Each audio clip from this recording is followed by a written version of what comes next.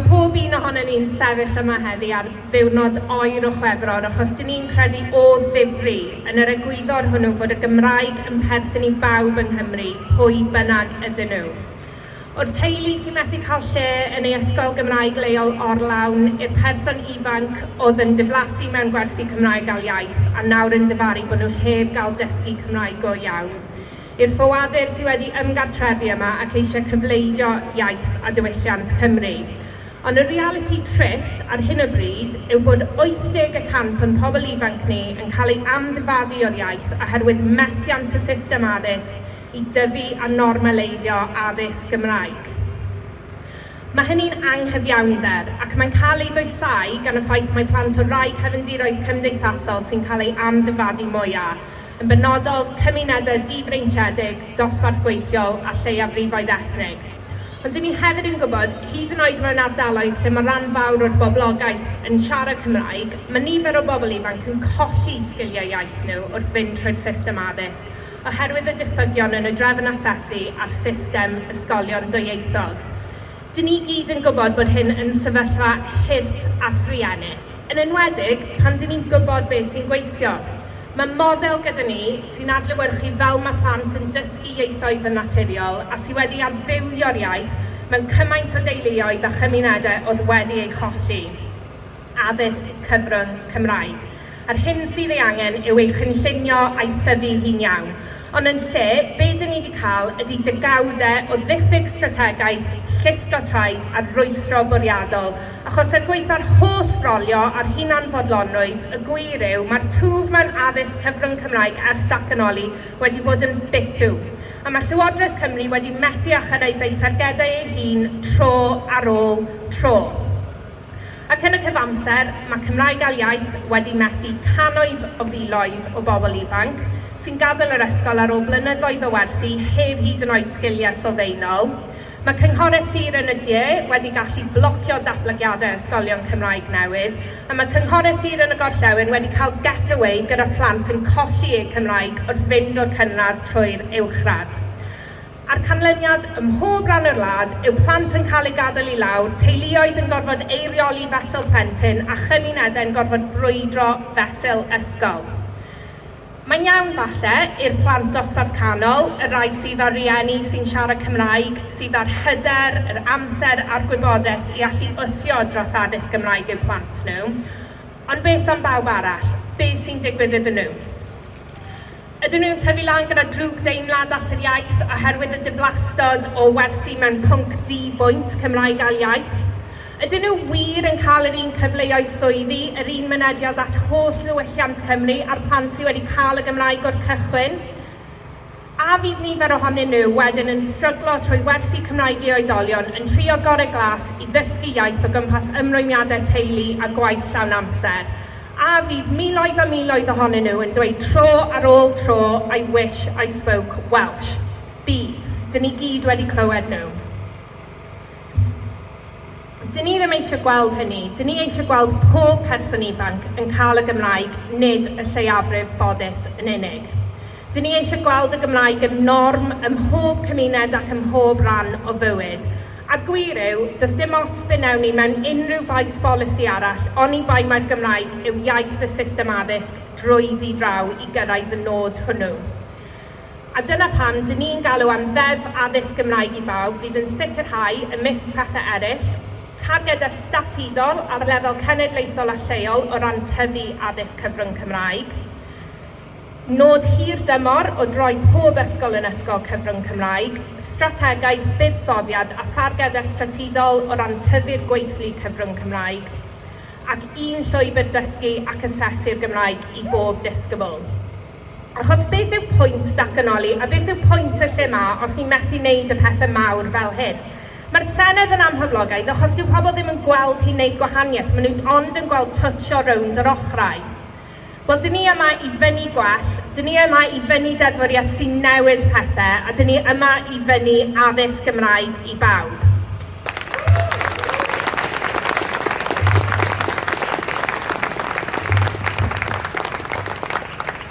Oedd rhaid i fy mami frwydro yn erbyn Cyngor Caerdydd i gael lle i fi yn yr ysgol gynradd Gymraeg agosa, ac Ac os oedd hi ddim wedi bod yn llwyddiannus, dwi'n siŵr bod y trywydd fy mywyd i wedi bod yn wahanol iawn.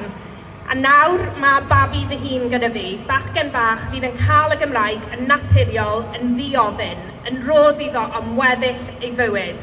Ac yn wahanol i fi, mae fe'n mynd i gael mynd i ysgol gynradd Gymraeg yn ei gymuned, diolch i ymgyrchu gan rieni eraill. Ond allai ddim weld yn dig bod e'n cael y Gymraeg tra bod plant eraill ddim. Dwi ddim eisiau bod yn rhan o leiafrif, dwi eisiau bawb gael yr un cyfleoedd ges i a chaiff fy mab, a dyna pam dwi eisiau addysg Gymraeg i bawb.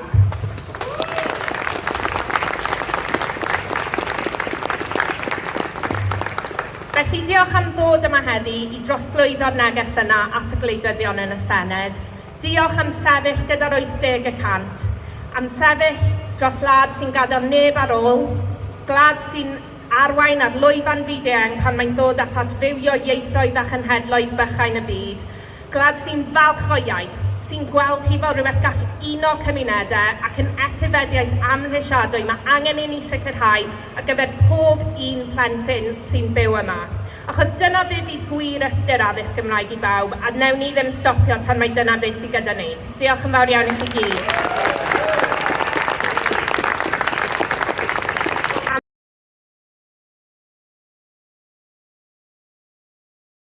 Dyn ni yma heddiw i siarad am bwysigrwydd addysg, am harhad a chledeiniad iaith.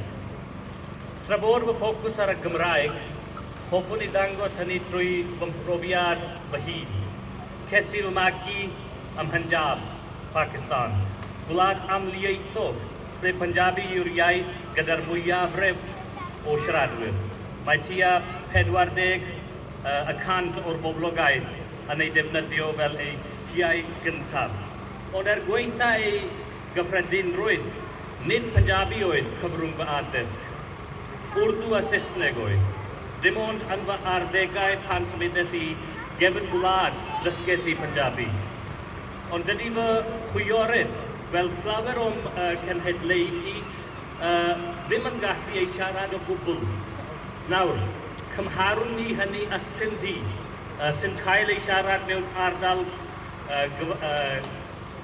gyfagos Sindh. Sindhi yw'r bedwaredd iaith yn Pakistan, ond mae ganddi bresenoldeb, llenyddol a newidiadurol mwy cyfoeth na Punjabi. Pam? Ymladodd siaradwyr Sindhi i'w iaith gael ei chydnabod mewn addysg. O ganlyniad, mae llenyddiaeth a newidiraeth Sindhi yn ffynnu. Tra bod Punjabi gweitha ei nifer fawr o siaradwyr yn parhau i fod ar y cyrion. Mae'n aml yn cael ei hystyried yn iaith bentrefol ac yn ddiwylliant oherwydd diffyg deunydd ysgrifenedig, ac mae llai a llai o bobl yn ei dysgu o ganlyniad. Mewn llawer o ysgolion Pakistanaidd, mae plant yn cael ei cosbi am siarad ei ieithoedd cyntaf gan gynnwys Punjabi a hyd yn oed Urdu o blaid Saesneg. Mae'r profiad hwn yn atseinio gyda llawer o siaradwyr Cymraeg sydd wedi wynebu heriau tebyg yn ei hanes. Felly, pam mae addysg Gymraeg yn hollbwysig? Achos mae addysg yn rhoi hyder a dyfodol i iaith. Hebddo gallu bod yn anodd i ieithoedd yn bodoli y tu hwnt i sgwrs dyddiol. Mae angen cyfleoedd dysgu strwythuredig ar y Gymraeg sy'n llawer mwy ymylol na Punjabi i ffynnu. Mae angen i iaith fod yn gyfrwng gwybodaeth, diwylliant a llenyddiaeth. Os ydym ni eisiau i'r Gymraeg ffynnu, rhaid i ni sicrhau bod gan bob plentyn yng Nghymru yr hawl i addysg cyfrwng Cymraeg. Diolch yn fawr.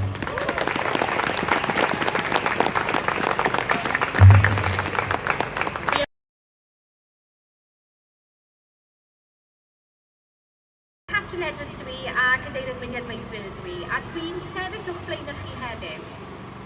Fel rhywun sydd wedi bod trwy system addysg Gymraeg, a hynny oherwydd dewisiadau a phenderfyniadau weithio rai anodd ar ran fy rieni. Pan symudon ni fel teulu, ac jyst i roi cyd-destun, teulu gyda'n rieni oedd ddim wedi bod trwy'r system addysg Gymraeg, ond rai oedd wedi dysgu'r Gymraeg yn eu 30au. Pan symudon ni o ogledd Lloegr lawr i cymoedd y de, oedd gan mam a dad ddewis i gwneud. Parhau gydag addysg cyfrwng Saesneg fel oedd fi a fy chwaer wedi bod trwy ni hyd y pwynt yna, neu ein trochi ni yn y system addysg Gymraeg gyda'r Gymraeg yn y cartref hefyd.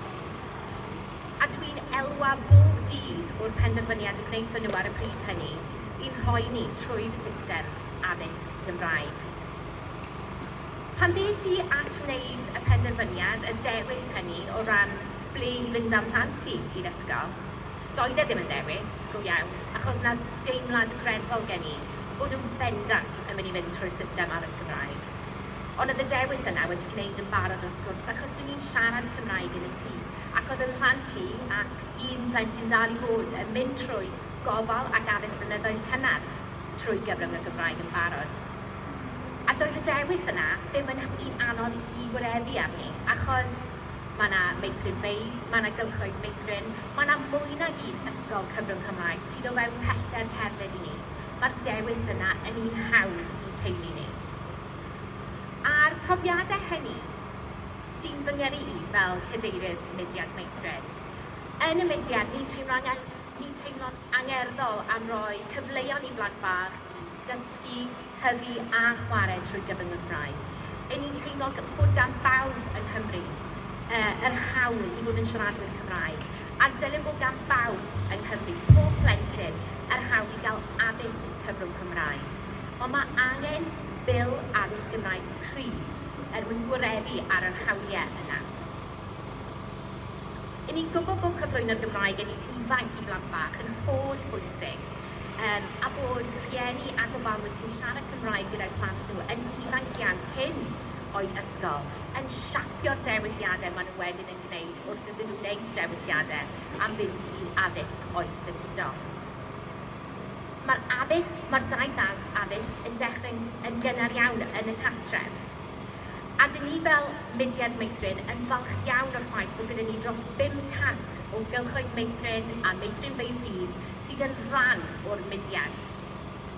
Maen nhw'n cael eu reoli'n lleol gan ein cymunedau ac maen nhw'n darparu ystod eang o brofiadau gofal ac addysg blynyddoedd cynnar.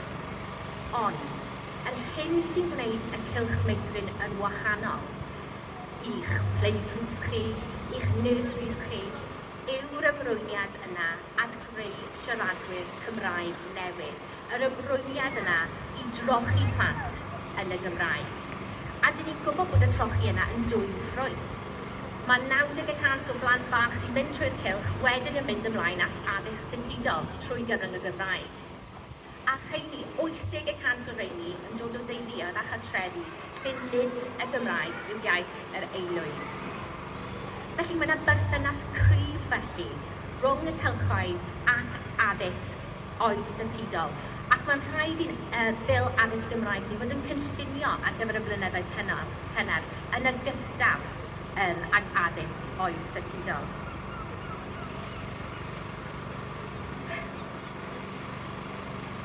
I gloi, os ydyn ni am wyreddu dyfodol lle mae dysgu, chwarae a thyfu trwy Gymraeg, a trwy addysg Gymraeg yn reality i bob plentyn yng Nghymru, mae angen buddsoddiad yn y blynyddoedd cynnar, ac mae angen mynd i'r afel a her yn benodol.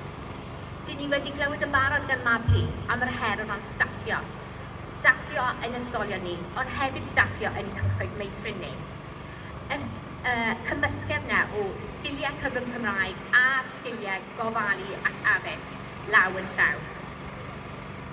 Ac yn ail, rhaid i ni, fel mudiad meithrin, fel cymdeithas ehangach, a ni gyd sydd fan hyn yma heddiw, weithio'n galetach i wyreddu y datganiad bod y Gymraeg yn perthyn i bawb.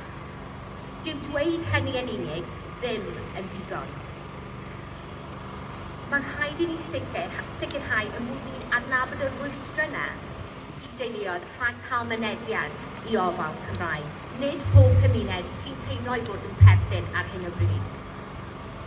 Yn ôl o felly, ble bynnag mae yna blant bach, fe ddylai'r iaith Gymraeg ac felly mudiad meithrin fod yn ei barn ni. Ac mae hi'n glir iawn o'r niferoedd sy'n parhau i dderbyn y rhan fwyaf o'i addysg a'i gofal nhw trwy gyfrwng y Saesneg, dyn ni dal ddim wedi cyrraedd pen y daith yn fan'na. Mae yna gryn gwaith i'w gwneud. Mae'r bil arfaethedig yn gyfle i ni, yn sbardun efallai, i ni weld y newid sydd ei angen. Diolch yn fawr iawn i chi.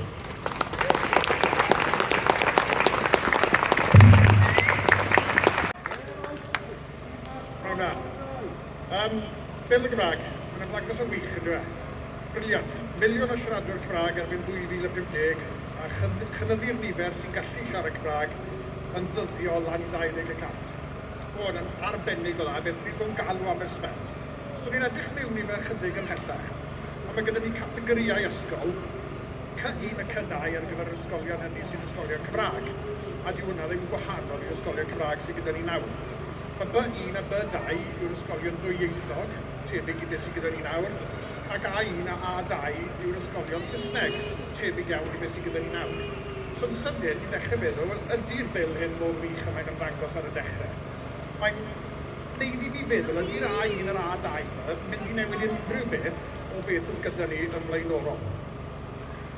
A mae rhaid i ni newid yr A1 a'r A2, mae rhaid newid mewn i categori B o leia, os nad C, oherwydd mae estyn i hunan wedi gwneud, bod y sefyllfa'n anghyson iawn o ran y Gymraeg yn yr ysgolion Saesneg yma. A mae estyn yn trafod bod yr ysgolion A1 ac A2, bod y medrau y Gymraeg ddim yn datblygu'n ddigon cadarn. A os mae hwnna'n parhau i fod yn wir, wedyn dyn ni ddim yn mynd i cymryd cam tuag at y miliwn o siaradwyr Cymraeg. A oedd canlyniadau'r cyfrifiad yn 2021 wedi dangos bod cwmp o'r tua 6% yn y categori yna. Felly mae'n parhau gyda'r un system ddim yn mynd i fod yn dderbyniol. Yn 2021-2022, oedd y nifer o ddarpar athrawon cyfrwng Cymraeg yn hell iawn o'r targed o'n nhw wedi roi. Ac os nag i ni'n cael myfyrwyr cyfrwng Cymraeg o ddod mewn i'r proffesiwn, wedyn pawb sydd i addysgu'r plant yn yr ysgolion A1 a A2 i gyrraedd y safon angenreidiol. So, y cwestiwn i fi'n gofyn yw sut mae'r Llywodraeth yn mynd i sicrhau llwyddiant yn y meysydd yma. Mae cytrygu ariannol yn broblem enfawr. Mae'n wastad anferth ar y system addysg i fi mynd rownd i siarad gyda cynghorau yn gyson. Mae pob un o'n nhw'n gweud un peth, does dim digon o arian i gynnal yr ysgolion. Yn Sir Gyfyrddin, lle dwi'n addysgu, mae hanner ysgolion y sir yn mynd i fod yn dyled erbyn diwedd y flwyddyn ariannol. A dyw hwnna ddim yn dderbyniol. Dyn ni ddim yn mynd i gallu cyrraedd safon, cael y plant yma mas y categori A1 a A2, mewn i categori Cymraeg mwy rhugl, o'n i bai bod ni'n ariannu'r system yn well. Mae Estyn hefyd wedi gweud mewn erthygl yn y BBec yn ddiweddar bod dim digon o ddarpar athrawon yn dewis wneud y pwnc trwy gyfrwng y Gymraeg. Wel, os nag ni'n ariannu'r athrawon, darpar athrawon hynny, wedyn dyn ni ddim yn mynd i cael yr athrawon i adeiladu safon Cymraeg y plant yma, mwyn bod nhw'n rhugl yn cyrraedd yr ysgol uwchradd a bod nhw'n rhugl yn gadael yr ysgol uwchradd ac yn mynd mlaen i brifysgol fel ni wedi clywed yn blaenorol. Felly, mae'n bwysig iawn bod y Llywodraeth tu ôl i ni fan hyn yn gwneud rhywbeth i sicrhau bod y categori A1 a A2 yn cael ei cyfangu fwy o flynyddol trwy ariannu mwy o athrawon cyfrwng Cymraeg, yn arbennig rhai sy'n dysgu Cymraeg fel pwnc a athrawon gwyddoniaeth cyfrwng Cymraeg, does dim digon ohonyn nhw. Os ych chi'n nabod rhywun sy'n dysgu ffiseg trwy gyfrwng Cymraeg, gadwch chi gwybod, achos maen nhw fel air o gwmpas y lle. Felly mae rhaid i ni wneud rhywbeth, dyw'r bil ddim yn sôn am y broses o symud plant mas o categori A1 a A2 mewn i categori B neu C. A dyna beth sy'n hanfodol os sy'n mynd i cael llwyddiant yn cyrraedd y miliwn o siaradwyr Cymraeg. Diolch yn fawr.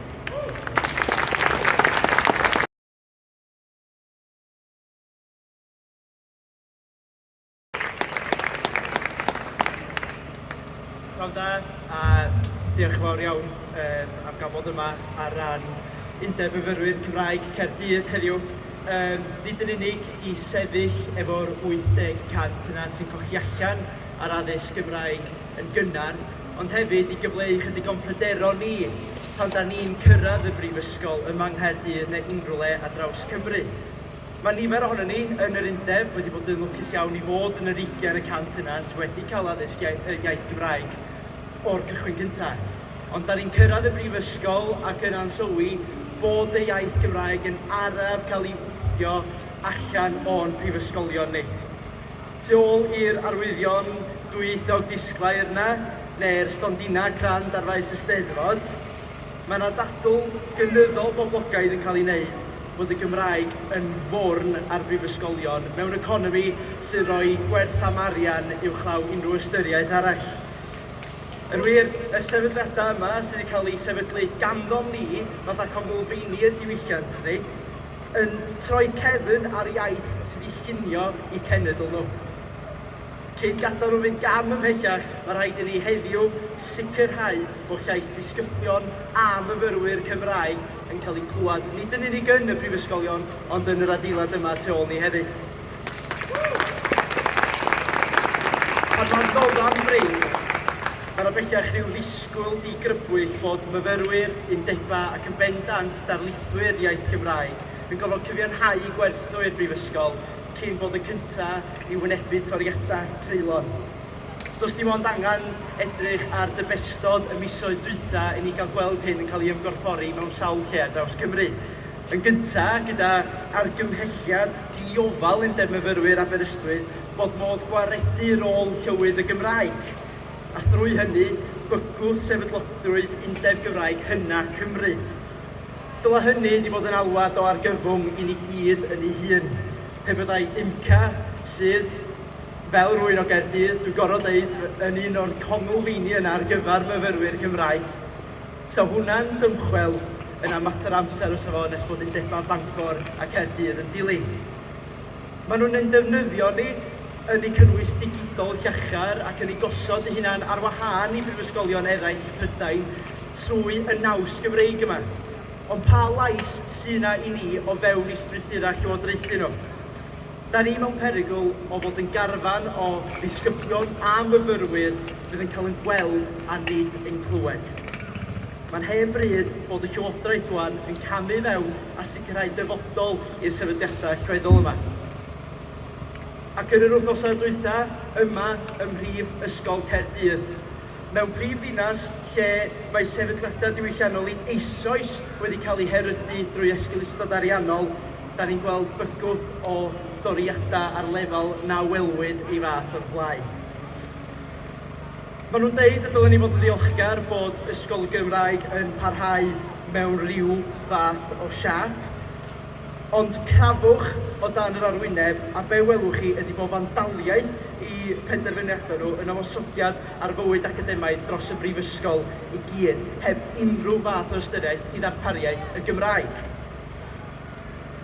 Nid yn unig byddwn ni'n colli yr gallu i ddatblygu talent nyrsio iaith Gymraeg yn gyfan gwbl, ond mi fydd toriadau i fod diwla Cymraeg o fewn athroniaeth i fathemateg yn dod yn gynyddol gyffredin wrth i ddarlithwyr gael ei gwthio i ganolbwyntio ar yr hyn sy'n siwtio'r mwyafrif. Un o strategaethau yr athro Wendy Lanner ei hun oedd creu Prifysgol Caerdydd yn gynefin Gymreig ar gyfer ei staff a'i myfyrwyr. Pa fath o gynefin sy'n troi cefn ar y staff sy'n ei chynnal hi ac yr iaith sydd wedi bod yn ganolog i'w nawsi ers cyn rhyw dargedau cyllido. Sa neb yn dadlau bod arian yn ddiddiwedd, ond mewn dadl ar seiliau economaidd, mae'r Gymraeg wastad yn mynd i golli. Mae'r meddwl neoryddydol a bresymol yn gweld bod Cymraeg yn fodiwl sy'n mond yn perthyn i ganran lleia'r farchnad, ond nid nwydd ydy'n iaith ni. Nid oes modd mesur diwylliant ni mewn cyfribanc, ac yn bendant nid oes modd rhoi pris ar addysg. Dwi'n gamu nôl o unrhyw gyfrifoldeb i reoli'r sector yma'n iawn dros y blynyddoedd, mae Llywodraethau San Steffan ac yma yng Nghymru wedi esgeuluso'r Gymraeg o fewn addysg ag addysg uwch. Mae angen enbyd ar y ni gyd heddiw felly i alw am ddeddf addysg Gymraeg gry fydd yn sicrhau mynediad i bawb at addysg iaith Gymraeg o safon o'r ysgol feithrin hyd at y seremoni graddio.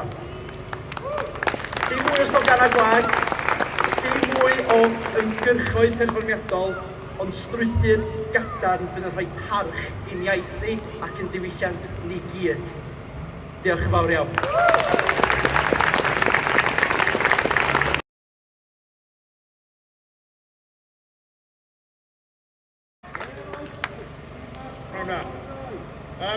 Bil y Gymraeg, yn ymddangos yn wych yn dweud. Briliant. Miliwn o siaradwyr Cymraeg erbyn 2050 a chynyddu'r nifer sy'n gallu siarad Cymraeg yn ddyddiol lan 20%. O'n yn arbennig o dda, beth ni'n gw'n galw am y sbel. So ni'n edrych mewn i fe chydig ymhellach. A mae gyda ni categoriau ysgol, C1 a C2 ar gyfer yr ysgolion hynny sy'n ysgolion Cymraeg. A di hwnna ddim gwahanol i'r ysgolion Cymraeg sy'n gyda ni nawr. Mae B1 a B2 yw'r ysgolion dwyieithog, tebyg i beth sydd gyda ni nawr, ac A1 a A2 yw'r ysgolion Saesneg, tebyg iawn i beth sydd gyda ni nawr. So'n sydyn i ddechrau feddwl, ydy'r bil hyn mor wych a mae'n ymddangos ar y dechrau. Mae'n neud i fi feddwl, ydy'r A1 a'r A2 mynd i newid unrhyw beth o beth oedd gyda ni yn blaenorol. A mae rhaid i ni newid yr A1 a'r A2 mae rhaid newid mewn i categori B o leia, os nad C, oherwydd mae estyn ei hunan wedi gwneud bod y sefyllfa'n anghyson iawn o ran y Gymraeg yn yr ysgolion Saesneg yna. A mae estyn yn trafod bod yr ysgolion A1 ac A2 bod y medrau y Gymraeg ddim yn datblygu'n ddigon cadarn. A os mae hwnna'n parhau i fod yn wir, wedyn dyn ni ddim yn mynd i cymryd cam tuag at y miliwn o siaradwyr Cymraeg.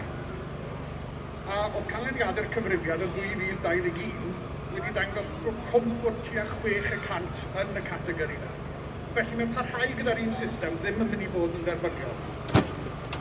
Yn 2021-2022, oedd y nifer o ddarpar athrawon cyfrwng Cymraeg yn hell iawn o'r targed o'n nhw wedi roi. Ac os nag i ni'n cael myfyrwyr cyfrwng Cymraeg o ddod mewn i'r proffesiwn, wedyn pawb sydd i addysgu'r plant yn yr ysgolion A1 a A2 i gyrraedd y safon angenreidiol. So, y cwestiwn i fi'n gofyn yw sut mae Llywodraeth yn mynd i sicrhau llwyddiant yn y meysydd yma. Mae cytogi ariannol yn broblem enfawr. Mae'n wastad anferth ar y system addysg i fi mynd rownd i siarad gyda cynghorau yn gystal. Mae pob un o'n nhw'n gweud un peth, does dim digon o arian i gynnal yr ysgolion. Yn Sir Gyfyrddin, lle dwi'n addysgu, mae hanner ysgolion y sir yn mynd i fod yn dyled erbyn diwedd y flwyddyn ariannol. A dyw hwnna ddim yn dderbyniol. Dyn ni ddim yn mynd i gallu cyrraedd safon, cael y plant yma mas y categori A1 a A2, mewn i categori Cymraeg mwy rhugl, o'n i bai bod ni'n ariannu'r system yn well. Mae Estyn hefyd wedi gweud mewn erthygl yn y BBEC yn ddiweddar bod dim digon o ddarpar athrawon yn dewis wneud y pwnc trwy gyfrwng y Gymraeg. Wel, os nag i ni'n ariannu'r athrawon, darpar athrawon hynny, wedyn dyn ni ddim yn mynd i cael yr athrawon i adeiladu safon Cymraeg y plant yma, mwyn bod nhw'n rhugl yn cyrraedd yr ysgol uwchradd a bod nhw'n rhugl yn gadael yr ysgol uwchradd ac yn mynd mlaen i brifysgol fel ni wedi clywed y blaenorol.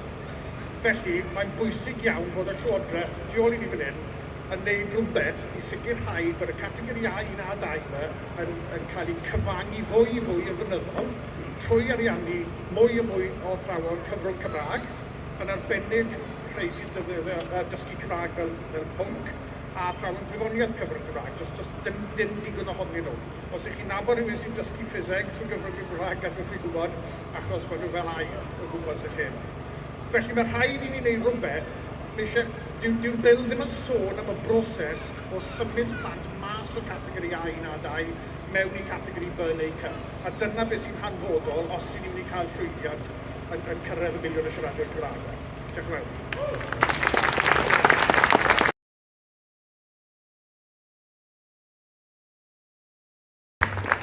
Mae'n pawb, gyda'r dwi, a dwi'n dod o Areithiau yn reiddiol, a dwi'n byw yng Nghaerdydd nawr. Dyma fy nro cynta siarad Cymraeg yn gyhoeddus fel hyn, so felly gobeithio bydd popeth yn mynd yn iawn. Beth bynnag, gyda'r dwi, a dwi'n 6 a 20 oed. Dwi'n dysgu Cymraeg ers mis Medi 2021. Ond nid yw hynny yn wir achos dwi'n dysgu Cymraeg ers ysgol gynradd.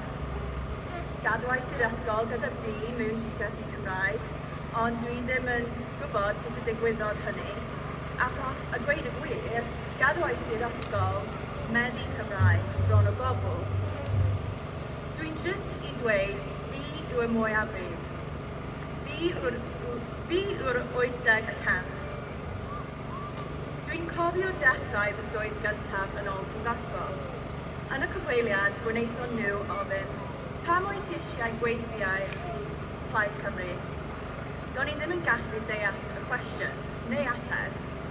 Ar ôl gofyn nhw ofyn y cwestiwn yn Saesneg, atebais i, dwi'n hoffi Plaid Cymru. Do'n i ddim yn gallu dweud dim mwy. Meddodd system addysg Cymru fi, meddodd fy addysg fi, ac o hyd mae system addysg Cymru yn meddu ein plant. Felly dwi wedi treulio cannoedd o oriau, cannoedd o blynyddoedd, llawer o ymdrech i ddysgu fy iaith. Iaith o'r wlad dwi'n fyw ynddi. A dwi'n lycus. Dwi'n lycus i gael yr amser, yr arian a'r swydd i ddysgu. Mae gormod o pobl sydd ddim yn cael y cyfle.